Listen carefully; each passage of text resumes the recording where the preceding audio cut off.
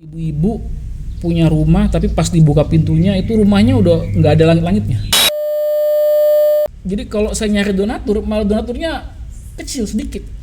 Tapi kalau kemudian diganti, berapa banyak yang pengen saya bantu pekan ini? Berapa orang? Tiba-tiba entah gimana caranya, Allah cukupkan. Assalamualaikum warahmatullahi wabarakatuh. Waalaikumsalam. Salam sejahtera untuk kita semua. Ketemu lagi dengan saya Bang Tanto di channel PKS Mustika Jaya Kota Bekasi dalam program Bro and Sis, obrolan positif dan inspiratif. Tetap di sini.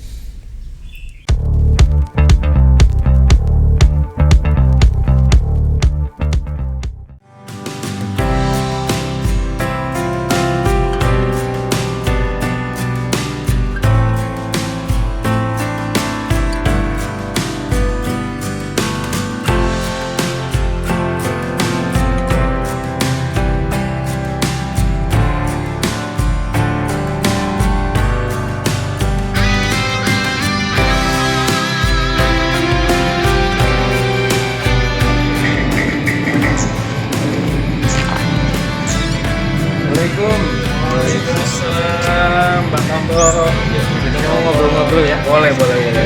Masuk. Terima kasih.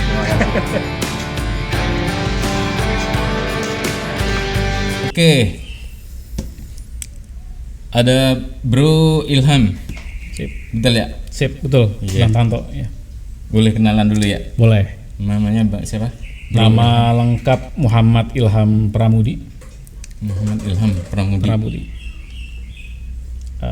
Keluarga sekarang alhamdulillah 1 istri dan 3 orang anak, ya. Iya. 2 laki-laki dan 1 perempuan. Iya. Oke. Aslinya mana, Bang? Bro. Asli ya? Oh iya. Aslinya kalau ayah saya itu Bugis. Oh, Bugis. Tapi kalau ibu saya Klaten. Tapi orang tua keluarga udah sebagian besar di Jakarta. Jadi kita ya silaturahimnya kebanyakan di daerah Jabodetabek gitu. Lah, kebetulan sebenarnya kita ketemu Bro Ilham nih tidak tiba-tiba kan ya. Iya. Tapi karena kita memang sebenarnya udah ada di lingkup, kita termasuk lingkarannya gitu, karena ini channel PKS Mustika Jaya dan ternyata Bro Ilham ini salah satu struktur juga di PKS Mustika Jaya. Ya, betul ya? Qadarullah dikasih amanah situ, insyaallah. Di bidang apa? Di bidang BPU, BPU itu apa? pembinaan umat di PKS. Bidang pembinaan Umat. Oh, oke. Job desk-nya jadi melakukan komunikasi antara berbagai macam tokoh masyarakat, kemudian juga elemen masyarakat ya, untuk kemudian bisa menjadi bagian dari perjalanan kebaikan PKS di Mustika Jaya, insyaallah. Oh, jangan-jangan Sodako Box itu juga karena inspirasinya dari peran yang ada di struktur. Iya, qadarullah itu cukup nyambung ya. Oke, baik, cukup. Dan punya visi dan frekuensi yang sama, irisannya ada gitu ya. Jadi ya qadarullah ya. Alhamdulillah. Iya. Ya, nyambung lah ya. Akhirnya dengan ya saya pikir gini, kalau orang yang tidak aktif di organisasi mungkin tidak akan sekuat ini instingnya untuk bergerak, kemudian membuat pergerakan namanya Sodako Box, memberi manfaat kepada masyarakat sekitar gitu ya. Beda kalau orang pernah berorganisasi sama orang biasa, instingnya yang berbeda, benar gak sih? Begitu ya? Bisa jadi karena hasil itu kan, hasil adalah pengalaman dari banyak pola dan latihan gitu ya. Betul. Jadi kalau misalkan kita punya result sekian, berarti itu adalah hasil dari pola dan latihan sekian gitu ya. Jadi boleh jadi ya itu adalah hasil dari dulu pernah ditempa di beberapa lembaga atau di berbagai organisasi gitu ya. Jadi masya Allah itu yang menjadi inspirasi dan menjadi pola yang saya cukup bisa jadikan bagian dari motor pergerakan gitu. Baik. Ya, mudah-mudahan dengan perannya di struktur PKS Mustika Jaya Kota Bekasi, mudah-mudahan juga amanah dan memberikan manfaat seluas-luasnya untuk masyarakat, melayani masyarakat. Gitu. Oh gitu. Iya. Jadi kali ini kita ada di pindah studio, kita berkunjung ke rumahnya Bro Ilham ini. Ternyata ada sesuatu yang menarik untuk kita kupas di sini nih langsung dari orangnya Bro Ilham ini. Jadi teman-teman kalau Bro Ensis mungkin cari di Google Map Sodakobok Bekasi gitu ya. Iya. Nah, ini kita sekarang sedang di lokasinya nih. Ini kalau tadi saya kesini juga pakai Google Map, di share namanya Sodakobok begitu. Iya. Ceritanya gimana nih ada Sodakobok ini? Baik, jadi sederhananya gini. Jadi Sodakobok itu pertama kali muncul itu sebenarnya bukan pakai nama Sodakobok sebetulnya. Jadi ini adalah gerakan organik ya. Sebenarnya saya sama istri itu awal-awalnya itu di masa pandemi ya, kan pandemi lagi pertama kali itu Maret ya kalau salah ya. Sebenarnya sudah beberapa bulan sebelumnya kan, dari 2019. Betul. Cuma di Indonesia kan baru Maret dimulai, betul. April lockdown. Betul, lockdown. Dan ketika itu kita ngeliat tuh berbagai fenomena-fenomena di masyarakat ya, terutama ketika lockdown itu kemudian mulai diterapkan bukan lockdown ya, masa pembatasan ya di berbagai daerah itu, kita lihat impactnya ke rakyat atau masyarakat itu cukup signifikan ya. Mereka yang tadinya punya income kemudian harus terbatas, jadi harus punya penghasilan tadinya tuh optimal, sekarang ketika adanya pandemi kemudian harus terkena berbagai macam pembatasan-pembatasan, sehingga mereka-mereka yang punya akses ekonominya tadinya tinggi jadi harus mencari peluang-peluang baru yang kemudian tidak mudah gitu ya. Bahkan ada yang harus tadinya punya pekerjaan jadi nggak punya pekerjaan gitu ya. Terutama kayak misalkan ojek online gitu kan.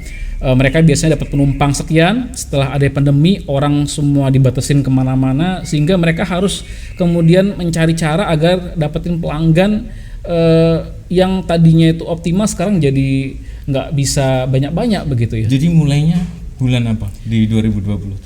Sekitar bulan puasa tuh bulan apa ya? Bulan puasa tuh kalau nggak salah tuh Lebaran tuh bulan Juni ya? Juni ya? Berarti kita puasanya di Mei? Di Mei ya, bulan Mei kita udah mulai tuh pas Ramadan awal ya. Jadi kita awal-awal Ramadan kita ngelihat ini momentumnya gitu. Kenapa? Karena banyak orang yang ketika itu terdampak pandemi cukup keras ya. Ambil contoh ya, saya waktu punya kenalan di komplek ini juga gitu ya. Kemudian dapat cerita bahwasannya ada seseorang kenalannya yang dia punya profesi sebagai ojol.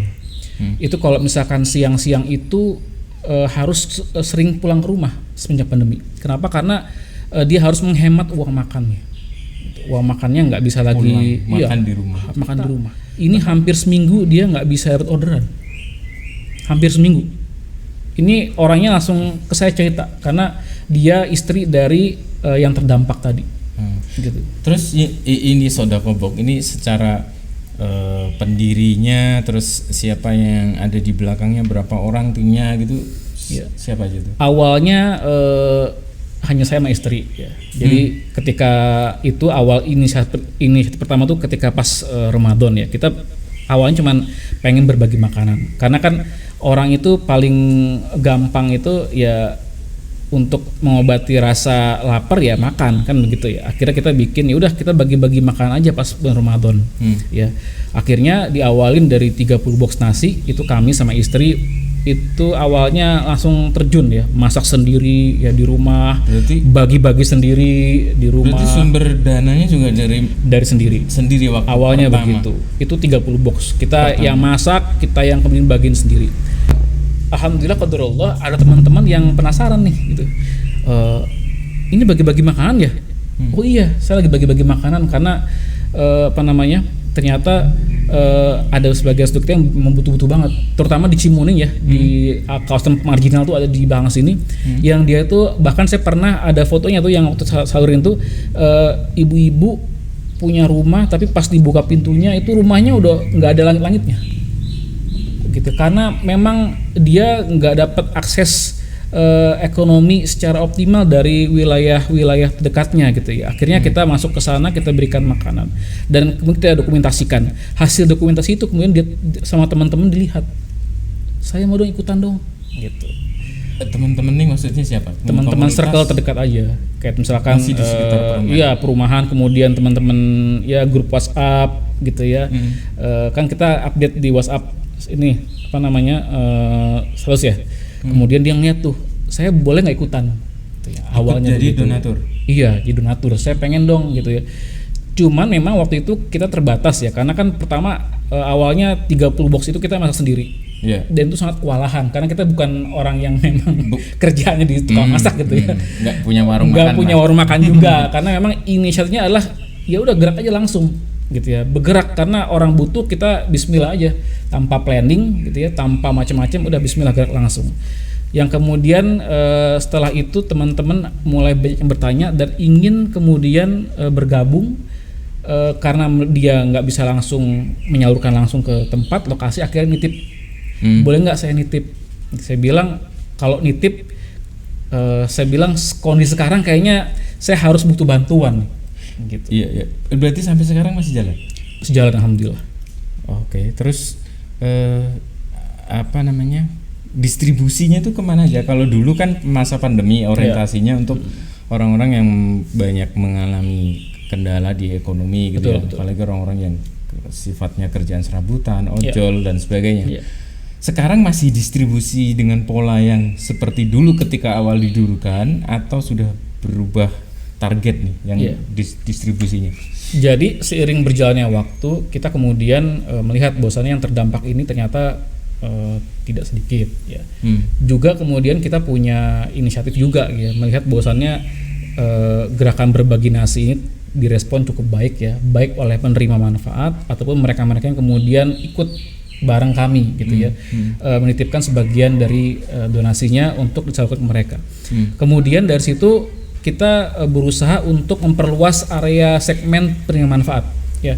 Tadinya ojol, kemudian juga kemudian tempat-tempat marginal, akhirnya kemudian kita memperluas sampai ke masjid-masjid. Jadi masjid kita kasih nasi untuk dibagikan ke jamaah-jamaah mereka. Terusnya ke panti-panti asuhan, ya, ke rumah tahfiz, ya. Kemudian juga ada dai-dai yang dia berdakwah di tempat-tempat marginal, kita bekelin tuh nasi. Jadi kan kadang-kadang dai itu masuk ke daerah marginal, kalau cuma dakwah doang kayaknya kurang jos gitu ya. Nah kita kasih toolsnya, kita kasih senjatanya lah ibaratnya, agar dakwahnya itu makin terima oleh teman-teman yang didakwahi oleh teman-teman dai ini. Ya, akhirnya kemudian banyak area-area yang kita support untuk nasi box tadi seperti itu. Kalau sekarang dengan jumlah target yang makin banyak seperti itu tadi, sekarang itu berapa polanya berapa? Maksudnya setiap hari ada pembagian atau periodenya bagaimana? Setiap apa gitu? Baik. Jadi kita untuk utamanya hari Jumat ya, hari Jumat. Hari Jumat. Karena sekalian momentum, kita jadi momentum. Jumat tapi bila ada teman-teman ya yang butuh disupport di hari-hari selain Jumat, juga support juga insya Allah. Ya. Jadi bahkan kalau sekarang itu bukan lagi nasi box, kita juga beras kita kasih ke berbagai panti-panti asuhan ataupun rumah tahfiz yang membutuhkan. Karena memang selama kami berjalan itu ada banyak masukan-masukan ya dari teman-teman penerima manfaat ya, terutama pengurus-pengurusnya gitu kan. Akhirnya kami berusaha untuk memperlebar manfaat. Bahkan nggak cuma nasi box, sekarang kita ada program juga untuk berbagi kepada anak-anak yatim yang ditinggal oleh ayahnya tapi masih balita ya. Bahkan masih bayi 6 bulan gitu kan. Nah, kita kasih bantuan rutin itu susu sama popok. Ya, jadi mereka karena pandemi, orang tua yang meninggal karena Covid, nah kita support karena masih bayi begitu. Nah, kita support untuk susu sama popoknya gitu. Nah, berarti sekarang ini masih kan jalan periodenya tadi per Jumat ya. Ya, Jumat. Itu sekali misalnya hari ini hari Jumat gitu. Ya. Itu bisa distribusi berapa banyak tuh kalau makanan ya? Iya. Box. Biasanya kalau dibikin standar rata-rata sekarang tuh kita kalau jumlah nasi box yang udah kita apa namanya salurkan tuh sekitar 40.000 lebih ya. 40.000. Itu lebih dari 40.000. nasi box dari semenjak kita pertama kali jalan. Oh, oke. Iya. Kalau dibikin rata-rata itu sekitar 400 nasi box lah setiap Jumat. Ya. 400. Di luar beras, di luar popok sama susu yang kita kasih ke program-program lain. Berarti sekarang ini sudah bergulir rutin gitu dari donaturnya. Terus tempat masaknya di mana sekarang? Jadi ini alhamdulillah ya, masya Allah, rezeki dari Allah ya. Jadi waktu kami itu pertama kali bikin Sedekah Box itu sifatnya organik ya. Jadi ya natural aja. Kami berkembang bukan karena iklan gitu, bukan, tapi karena kita punya niat baik untuk membantu orang, dan masya Allahnya Allah kemudian tiba-tiba ngasih orang-orang yang juga punya visi sama, terus frekuensi Allah dekatkan gitu ya. Nah termasuk juga Tukang masaknya. gitu ya. Termasuk tempat masaknya. Jadi yang Gitu. semula bersedia untuk masak, tempatnya pun Betul. Oke. Ada berapa titik itu tempat masak? Jadi dulu kita punya 2 titik tempat masak ya, 2 titik. Ya, bahkan waktu itu masya Allahnya mereka menawarkan diri. Bahkan waktu kan gini. Jasa dan tempat. Bahkan yang uniknya itu waktu kita pertama kali bikin program nasi box itu kan 10.000 per box ya. 10.000 dengan box yang lux gitu ya, sudah sama tisu, sudah sama sendok garpu ya, sudah sama nasi plus 3 jenis lauk. Ya. Itu 10.000 itu dirasa memberatkan kalau kita lempar catering karena mereka nggak ada yang mau dengan harga segitu, nggak masuk. Oh iya. Nggak ada yang mau, nggak ada yang masuk gitu ya. Kita awal bingung nih, ini gimana caranya gitu kan. Cuman kan kita bilang Allah pasti akan ngebantu lah. Kalau kita bantu orang, nanti Allah akan bantu kita kan, begitu ya. Gitu kan. Dan masya Allahnya kemudian ada orang-orang yang deketin kita, nawarin. Dan dengan skema yang kita kasih mereka mau. Gitu ya. Saya minta nasi dengan box sekian, lauk 3 sama nasi, kira-kira bisa nggak Bu? Karena yang lain pada nggak mau. Ini yang menawarkan diri tadi mereka punya warung makan atau memang sudah pengalaman dengan catering atau bagaimana? Yang pertama itu mereka sudah punya catering. Punya catering. Ya, artinya mereka punya standar masak sendiri dan sudah terbiasa handle itu gitu ya. Dan awalnya juga kami nawarin ke banyak tempat gitu, yang sudah menghandle biasa masak, dan mereka nggak mau karena nggak masuk secara harga gitu ya. Tapi qadarullah ada beberapa orang baik yang kemudian nawarin diri, Mas saya bantu masak setiap Jumat, masalah berapa harganya terserah aja, dikasih berapa saya ikut gitu. Ya akhirnya qadarullah ada orang tuh ibu-ibu gitu ya nawarin karena dia punya alat, punya manpower juga gitu kan, masya Allah akhirnya dia siap bantu. Bahkan yang terakhir ini yang kita pakai ini chef hotel, jadi chef hotel standarnya masakan chef, standar chef gitu. Makanya kita masya Allah amazing ya. Kita nggak minta sama orang, tapi Allah datangkan orang-orang baik yang kemudian ingin bantu kita gitu ya. Karena punya visi yang sama. Akhirnya chef ini udah biasa makan di hotel, udah pengalaman 10 tahun. Akhirnya dia bilang, Pak Ilham, awalnya saya waktu pertama kali ke beliau itu cuma ngorder aja, karena kita waktu itu loadnya banyak pas Ramadan. Dapur kita yang awal tuh nggak cukup untuk bisa masak sekian banyak. Akhirnya kita coba minta bantuan. Beliau awalnya kita minta, Pak masuk nggak segini harganya. Chef tadi beliau menawarkan jasa sekaligus tempat masak juga. Iya. Di sekitar sini. Dia punya dapur, dia punya manpower juga, gitu kan. Dan dia bersedia Pak Ilham pokoknya berapa apapun menu yang dikasih sama Sedekah Box saya siap jalanin dan saya siap masakin. Ibaratnya kayak tutup mata, mau berapapun menu saya nggak pernah komplain soal harga gitu. Artinya kalau saya hitung-hitung tuh, ini kayaknya kalau hitung-hitung yang saya pernah ke beberapa catering gitu ya, nggak ada yang mau gitu ya dengan skema yang kita punya. Karena kan mohon maaf, kami di Sedekah Box itu bukan sekedar ngasih nasi ya, tapi kita juga prinsip utamanya adalah memuliakan penerima manfaat. Makanya waktu dulu pernah ada orang bilang, Pak Ilham kenapa nggak kalau misalkan biar neken harga itu pakai bungkus nasi kayak biasa gitu ya, pakai bungkus nasi uduk gitu kan, sederhana aja biar harga masuk. Saya bilang bukan soal itu gitu ya, bukan soal itu. Yang saya pengen adalah memuliakan penerimaan manfaat agar mereka ketika menerima tuh kayak merasa dimuliakan juga. Makanya boxnya bagus, ditata juga bagus, kayak nasi itu kami kasih wrap nasi biar steril, kemudian juga lauk juga dikasih plastik biar steril juga yang rapi ya, tisu dan lengkap gitu ya. Akhirnya ya alhamdulillah qadarullah Allah mampukan dikasih orang-orang terbaik juga yang punya visi yang sama dan sampai hari ini jalan dengan skema yang kita punya. Dengan standar tanpa mengurangi standar yang kita pengen, alhamdulillah Allah hadirkan orang-orang juga yang pengen juga ngasih support dan wakaf waktu, tenaga dan keahlian setiap Jumat untuk kita. Sekarang ada kendala pendanaan gitu nggak? Atau kalau boleh tanya saldonya sekarang aman nggak gitu untuk proyek-proyek untuk meneruskan proyek ya? Saya bilang ini ya proyek amal ya. Jadi ini yang agak unik ya, Jadi waktu pertama kali kami bikin Sedekobok sampai sekarang itu alhamdulillah ya, qadarullah Allah cukupkan terus ya.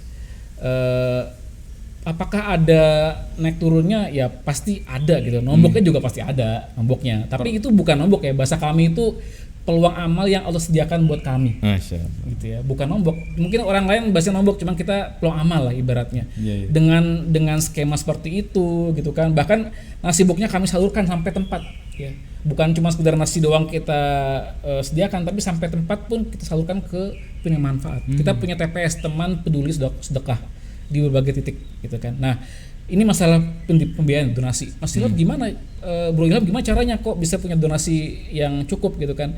Karena dari awal kami sudah punya cara berpikir bahwasannya ini yang punya proyek bukan kami tapi Allah. Ya. Kalau kita ngambil proyeknya Allah, nggak mungkin Allah kemudian tidak ngebantu dengan caranya, gitu kan? Tidak. Sama kayak misalkan begini, ada orang nih ngasih tender, Mas saya buka tender 1 miliar, iya, berarti kita ngeliat nih, oh iya tender 1 miliar, siap, gitu kan? Nggak mungkin ketika kita menyetujui tender tersebut yang punya tender nggak ngasih bantuan, bener nggak? Iya. Pasti dia akan support bahan bakunya, gitu kan, barang-barangnya, begitu kan? Nah sama kayak begini. Jadi ketika ada misalkan proyek kayak begini, kami anggap ya ini proyeknya Allah gitu. Kita ambil aja wasilah kebaikannya di sini. Nanti pasti Allah akan mencukupkan, gitu ya. Dan apakah kemudian lepas dari ujian? Ya enggak juga. Tapi masya Allah ya, karena kita berusaha sama Allah itu berbaik sangka. Allah kasih berbagai macam caranya untuk mencukupkan segala jenis yang kita inginkan. Pernah begini, kan kita pernah Allah uji nih. Mungkin ini caranya Allah untuk menguji kita bener nggak nih ikhlas gitu ya, ikhlas ya. Jadi beberapa kali ini polanya saya ketemuin nih ketika kita nyari donasi. Kalau kita nyari donatur malah Allah seretkan donaturnya.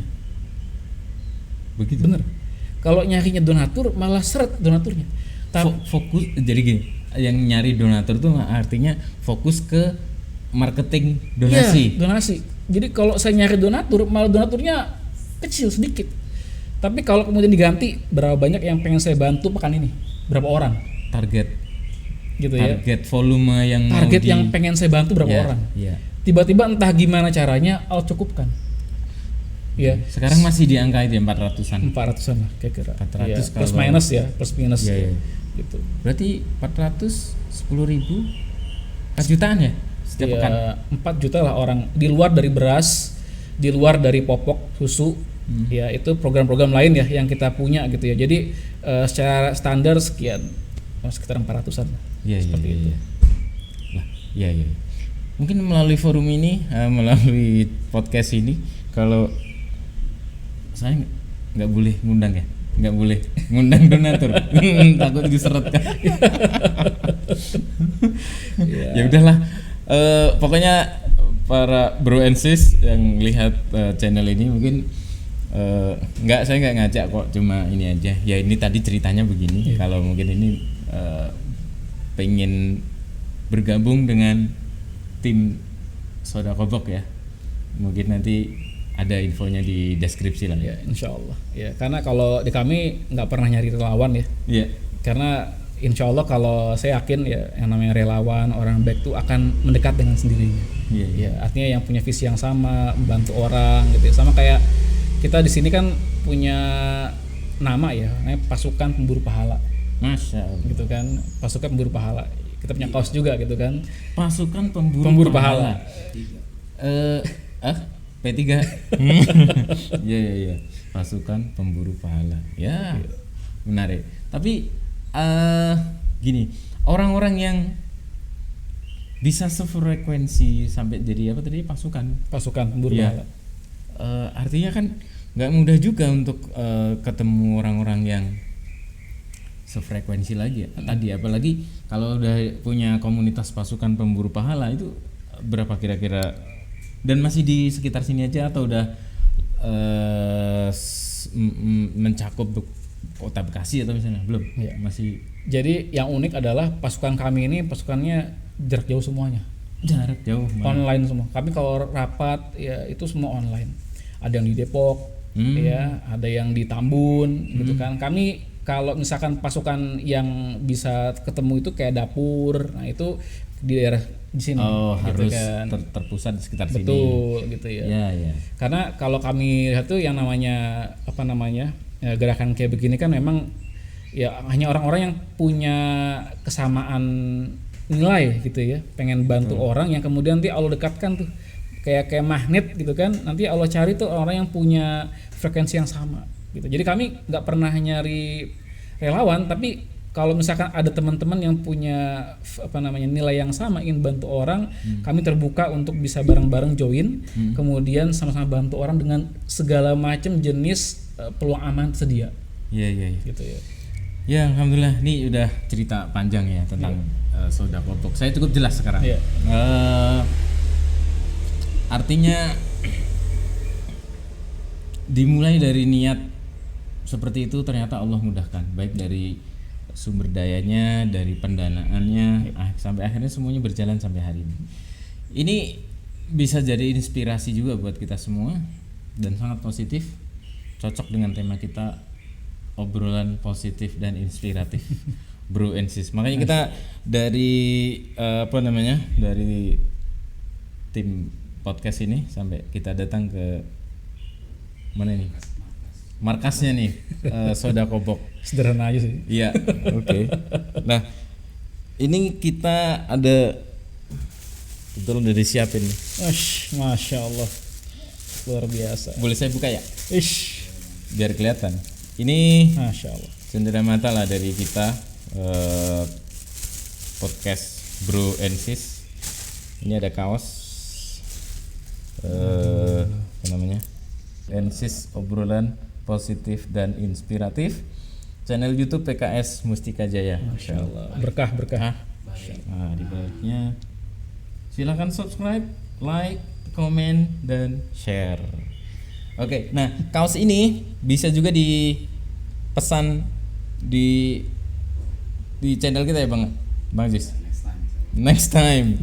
Oke, tapi intinya ini nanti boleh dimiliki teman-teman dengan nanti link belanjanya kita share insyaallah. Terima kasih Bang. Jazakumullah khair. Bro Ilham. Ya, ini luar biasa, moga barokah deh insyaallah. Amin. Insyaallah. Satu lagi Bro, Bro Ilham. Target ke depan dengan Sodakobok apa ini? Kira-kira mimpinya mau seperti apa gitu dengan Sodakobok? Iya. Jadi sebenarnya mimpi kami sih sederhana aja ya. Kami ingin bisa menduplikasi gerakan ini di banyak area tempat gitu. Nggak harus dengan nama Sodakobok gitu ya. Okay. Tapi dengan berbagai model nama lain tapi punya nilai dan punya tujuan yang mirip-mirip lah ya. Gerakan misalkan berbagi nasi ya, kemudian gerakan berbagi beras gitu ya. Jadi itu yang punya impian kami ya. Jadi sekarang adalah zamannya sinergi kolaborasi ya. Gak mungkin Sodakobok bisa mengcover berbagai macam atau kebutuhan sekian banyak orang. Jadi kami harapannya nanti bisa banyak gerakan-gerakan yang semodel tampil ya. Apalagi kalau misalkan itu diinisiasi dari berbagai macam kalangan ya. Jadi sifatnya adalah tidak wait and see, tapi teman-teman bisa memulai sebuah inisiatif sederhana ya dari keluarga sendiri kepada lingkungan sekitar ya. Kalau misalkan dari hal sederhana itu bisa kemudian gerakan ini semakin banyak ditiru, meluas, insya Allah Indonesia bisa punya senyum yang makin lebar ya. Karena kita bisa sama-sama gandeng tangan ya dengan berbagai macam entitas yang punya visi yang sama seperti itu. Siap. Mudah-mudahan tercapai target-target Amin. tadi ya. Insyaallah amin. Ya, mungkin kita udah cukup lama. Mudah-mudahan ini benar-benar menjadi inspirasi untuk kita semua menjadi obrolan yang positif dan inspiratif untuk kita semuanya. Baik, mungkin sampai di sini saja obrolan kita. Terima kasih Bro Ilham. Terima kasih Bang Tanto. Ya, Assalamualaikum warahmatullahi wabarakatuh. Waalaikumsalam warahmatullahi wabarakatuh. Tadi